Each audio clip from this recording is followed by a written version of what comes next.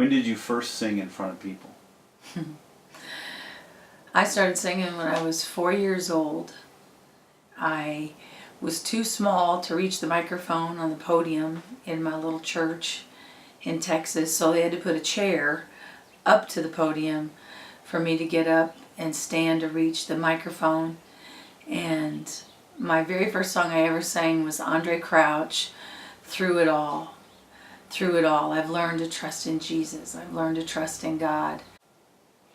When you began to sing professionally years later, what was that like for you? That was fun.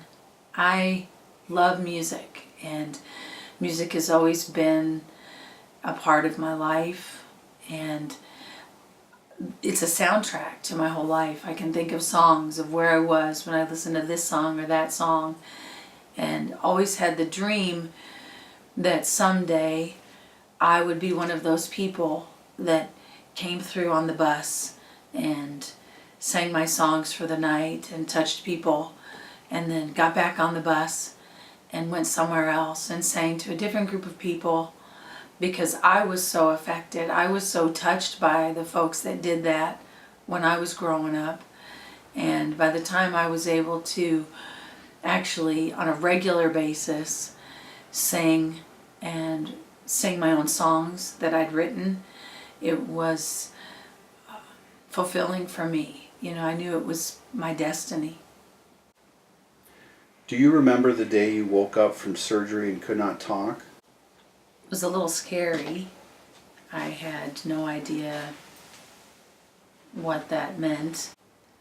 Well, I woke up and was very, very sore and had been very sick from the anesthesia.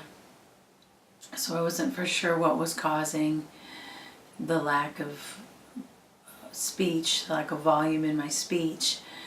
And when I talked to the doctors, they just said, "Oh, don't worry about it. It's swelling from the surgery and that'll go away." And, you know, the promise had been, you'll be up and out. You should be up and out in 2 weeks.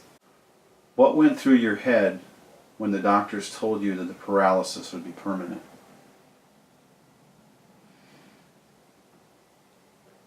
That's one of those moments, I think, where you realize that your life is never going to be the same. I was having difficulty having discussions with people across the table. I couldn't be heard from the person at the cash register at the grocery store. It was difficult, and to think that that was going to be my entire life was scary. I wasn't going to be able to sing, much less speak, and wondered what my life was going to be like from that moment on. Before the surgery, had you ever imagined a life when you wouldn't be able to sing? Never. I only wanted to be a singer. So I didn't know who to be when I lost my voice, because that's all I'd ever been driven, worked so hard for. I never imagined that that would not be a part of my life. And then suddenly it was a part of your life. You were told you were never going to sing again. What did that make you feel inside?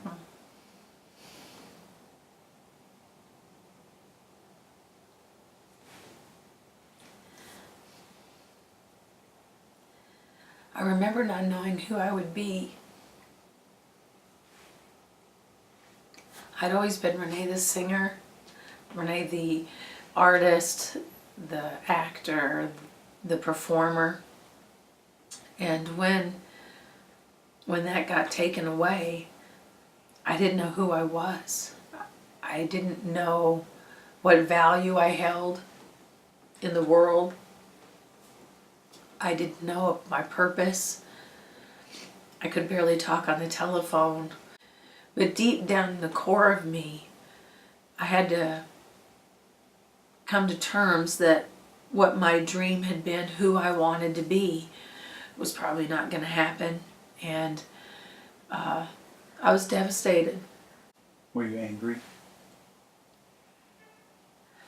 No, I never got angry. I never got angry. I was sad. I wanted it so much. It had been my dream from the time I was a little child. So I was sad that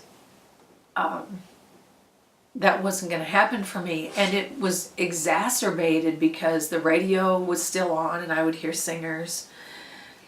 I would be at church and people would sing around me.